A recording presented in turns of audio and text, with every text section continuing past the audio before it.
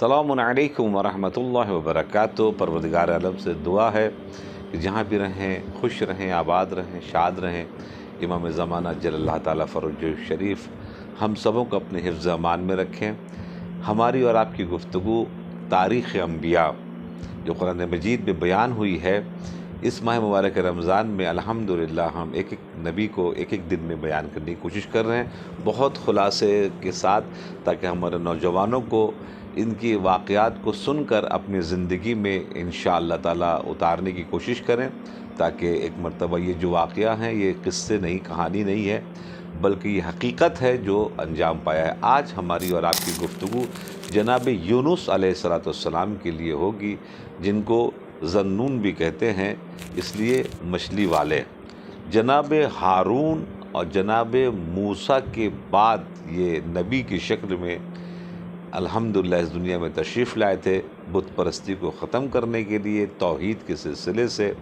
اس سفر کو آگے بڑھانے کے لیے۔ اور یہ عراق کے ایک شہر نینوا میں ان کا سینٹر پڑا تھا اللہ کے طرف سے، کہ جہاں پر ان کو جناب کام انجام دینا تھا، اور انہوں نے اپنے کام کے سلسلے کو شروع کیا۔ جناب یونس علیہ السلام بہترین انداز سے تبلیغ کر رہے تھے، اور مکمل طریقے سے تبلیغ کرتے کرتے 40 سال ہے روایت میں کہ انہوں نے خدمات انجام دیے، کوشش کیے توحید کی طرف لوگوں کو لانے کے لیے، بت پرستی سے دور کرنے کے لیے۔ جانتے کتنے افراد بنے 40 سال میں؟ اپنے پیغمبر کو ہم اگر ہزارہ سلام کریں، لاکھوں سلام کریں کم ہے، کہ ماشاءاللہ سے 23 سال میں انہوں نے آج کروڑوں کی شکل میں مسلمان نظر آتے ہیں۔ 40 سال میں انہوں نے صرف 2 آدمی کو مسلمان بنایا، 2 آدمی کو مسلمان بنایا، اس میں سے ایک عالم تھے اور ایک عابد، یعنی عبادت گزار۔ اور 40 سال میں جب لوگوں نے ان کی بات کو نہیں مانا، توحید کے اس پیغام کو انہوں نے نہیں لیا، تو پھر آخر میں غصہ ہو کر، بد دعا کر کے، اپنی قوم پر نفرین کر کے وہاں سے وہ باہر نکلے اپنے ساتھی کو لے کر، اور ایک مرتبہ اس شہر سے جب باہر نکلے، نفرین کیا، تو پھر جب پیغمبر جب نفرین کریں گے تو عذاب تو آئے گا، مگر ہاں کہیں پر ترک اولا کیا ہے، یہ بہتر یہ تھا کہ جناب یونس جو تھے وہ رکتے، آخر تک ان لوگوں کو سمجھاتے، شاید کوئی رستے پر آ جائے، شاید کوئی گمراہی سے نکل کر جنت کی طرف اپنا سفر کر لے، مگر وہ انہوں نے ناراحتی کے ساتھ اس قوم کے اوپر بد دعا کیا، اور نفرین کرتے ہوئے وہ قوم سے نکل گئے کہ تمہارے اوپر عذاب نازل ہوگا۔ اور ایک مرتبہ جب وہ باہر گئے، کچھ دور کے بعد نہر آ گئی، اور جب نہر آئی تو اس نہر کے اندر میں ایک کشتی تھی، اس کشتی کے اوپر سوار ہوئے، اور بھی لوگ تھے، سامان تھا، کشتی سوار ہوئے، اور کشتی جناب والا چلی۔ تو اس میں 2 روایت ہے، ایک روایت یہ ہے کہ کشتی جب بیچ میں پہنچی، مجھدار میں آئی، تو اچانک ایک بہت بڑی مچھلی آ کے اس نے جناب اپنا منہ کھول دیا، اور وہ یعنی مثال کے طور کے اوپر بھوکی تھی، کچھ چاہ رہی تھی کہ کچھ اس کو دیا جائے، تو آخر میں کشتی کے جو لوگ تھے ان لوگوں نے یہ طے کیا کہ بھائی کسی نہ کسی کو ایک کو قربانی دینی پڑے گی، اس کے لیے لقمہ بننا پڑے گا کسی نہ کسی کو۔ تو آخر میں قرآن اندازی کی گئی، اور جو قرآن اندازی کی گئی تو قرآن اندازی میں نام جناب یونس کا نکلا، پھر دوبارہ کی گئی، پھر جناب یونس، پھر جناب یونس، 3 مرتبہ جناب یونس کا نام نکلا۔ ایک روایت پہ یہ ہے کہ طوفان آ گیا تھا بہت زبردست انداز سے، اور اس طوفان کے سبب سے ان لوگوں کو اپنے کشتی کے سامان کو، یعنی کہ وزن کو کم کرنے کے لیے کسی نہ کسی کو ڈالنا تھا سمندر میں، تاکہ کشتی جو ہے وہ وزنی اعتبار سے کم ہو جائے۔ تو جب قرآن اندازی کی گئی تو وہاں پر بھی یہی ہے کہ قرآن اندازی میں نام جناب یونس علیہ السلام کا آیا، اور آخر میں ان کو دریا میں، دونوں ہی شکل میں دریا میں پھینک دیا گیا، ڈال دیا گیا۔ جیسی ڈالا اس مچھلی نے جناب نکلا، جیسی نکلا مچھلی نے، ادھر مچھلی کے اوپر حکم ہوا خداوند عالم کی طرف سے کہ ان کو کوئی تکلیف نہیں ہونا چاہیے، ان کی کوئی اعضاء کو نقصان نہیں ہونا چاہیے، انہیں ٹوٹنا نہیں چاہیے، اور یہ زندہ سلامت رہیں۔ ہم نے یوٹیوب میں دیکھا کہ ایک آدمی اسی انداز سے بڑے مچھلی کے پیٹ میں چلا گیا تھا اور وہ کئی دنوں تک زندہ رہا، وہاں باہر واپس آئے تو اس کی حالت بہت خراب ہو چکی تھی۔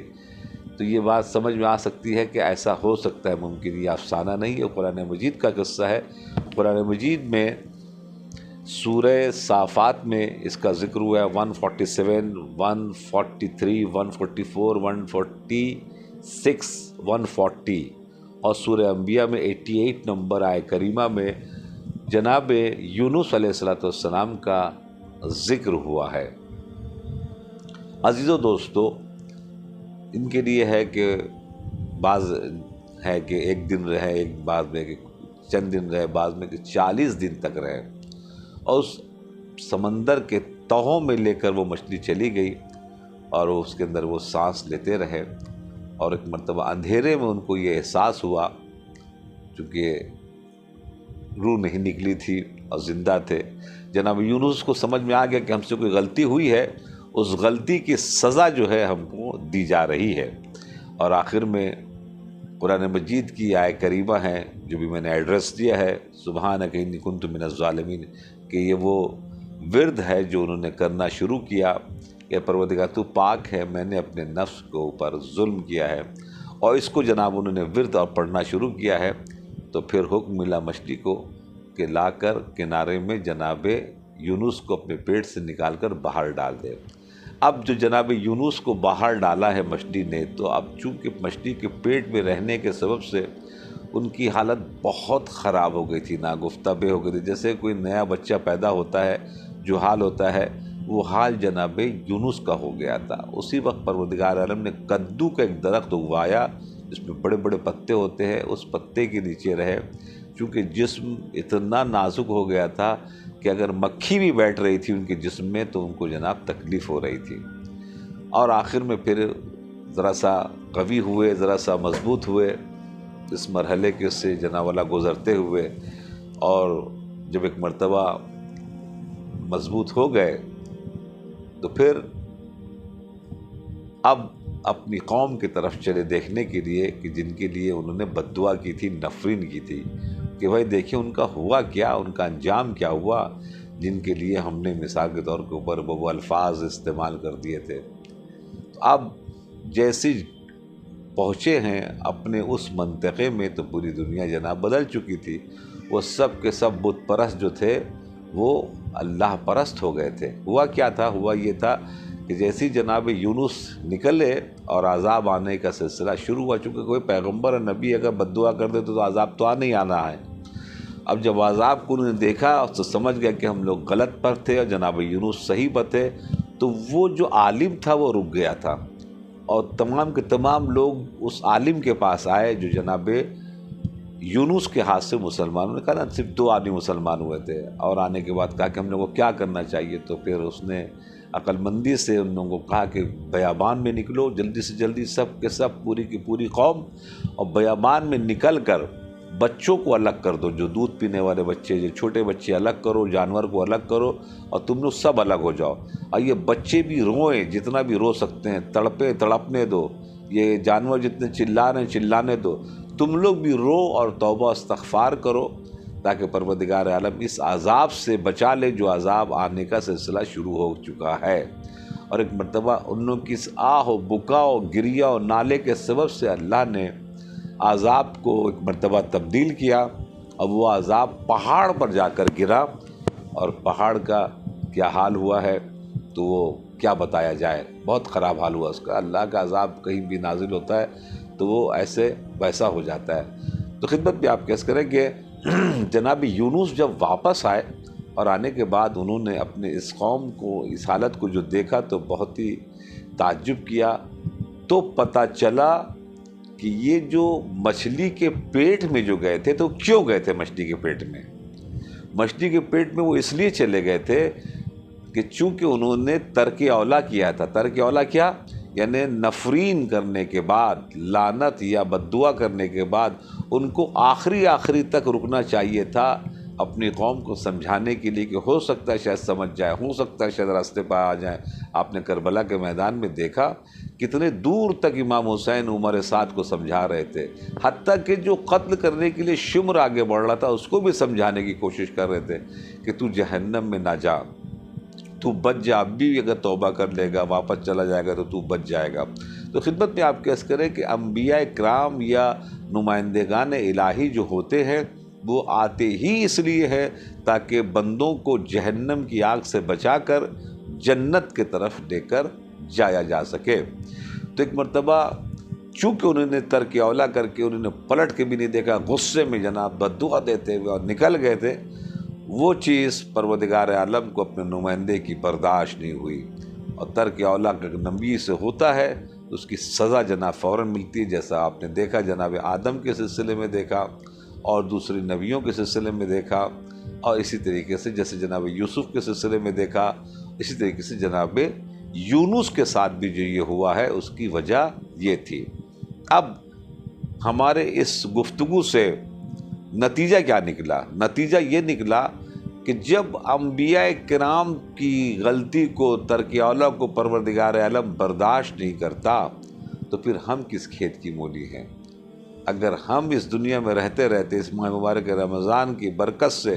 اگر ہم سے کوئی خطا ہوئی ہے تو شب قدر میں بہترین موقع ہے، رمضان میں بہترین موقع ہے استغفار کرنے کا، اپنے گناہوں کو معاف کرانے کا، قبل اس کے کہ وقت ختم ہو جائے، سانس بند ہو جائے، اس دنیا سے سفر ہو جائے، تو پھر تقریباً توبہ کا دروازہ بند ہو جاتا ہے۔ تو توبہ کا دروازہ جب تک کھلا ہے اس وقت تک، اور کوئی بھی کام یعنی کہ جو کام ذمہ داری دی گئی ہے اس ذمہ داری کو بطور احسن بہترین انداز سے، اگر باپ ہیں تو بہترین باپ بننے کی کوشش کریں، شوہر ہیں تو بہترین شوہر بننے کی کوشش کریں، بھائی ہیں، یا مثال کے طور کے اوپر کوئی بھی رشتہ آپ سے منسوب ہے یا آپ کی قوم کا رشتہ آپ سے منسوب ہے، آج جس معاشرے میں رہ رہے ہیں، تو جو بھی ذمہ داری آپ کے اوپر آئی ہے بطور احسن اپنے گھر سے سلسلہ شروع کریں، جو محلے تک جائے، شہر تک جائے، ملک تک جائے، دنیا تک جائے، تاکہ یہ جو آپ اور ہم اس دنیا میں آئے ہوئے ہیں ایک امتحان دینے کے لیے آئے ہوئے ہیں، اور یہاں جو کچھ آپ بٹور سکتے ہیں اپنے لیے، محشر کے لیے، قبر کے لیے، وادی السلام کے لیے جناب بٹور لیں قبل اس کے کہ یہ موقع ہاتھ سے نکل جائے۔ تو انشاءاللہ تعالیٰ اس درس سے ہم حاصل کریں گے کہ جو ہمارے پاس ذمہ داری ہے اس کو ہم بطور احسن انجام دیں گے، اور ہمیشہ مظلوم کے ساتھ ہوں گے، ظالم کے خلاف ہوں گے۔ یہ بہترین کوالٹی ہے ایک بندے مومن کے لیے۔ ایسا نہ ہو کہ ہم چپ ہیں، ہم سے کیا مطلب، نہیں، یہ آپ نہیں بول سکتے، یا یزیدی بنے یا حسینی بنے۔ حسینی بننے کے لیے آپ کو قربانی دینی پڑے گی، امتحان دینا پڑے گا، اور پھر ایک مرتبہ کامیابی ہوگی۔ اور پھر یزیدی کا تو معاملہ آپ کو، ہم کو، سب کو، دنیا والوں کو پتہ ہی ہے۔ تو انشاءاللہ اپنا بہت خیال رکھیے گا، دعاؤں میں یاد رکھیے گا۔ پروردگار العالم ہم سب کو خدمت اسلام اور عبادت کرنے کی توفیق عنایت فرمائے۔ والسلام علیکم ورحمۃ اللہ وبرکاتہ۔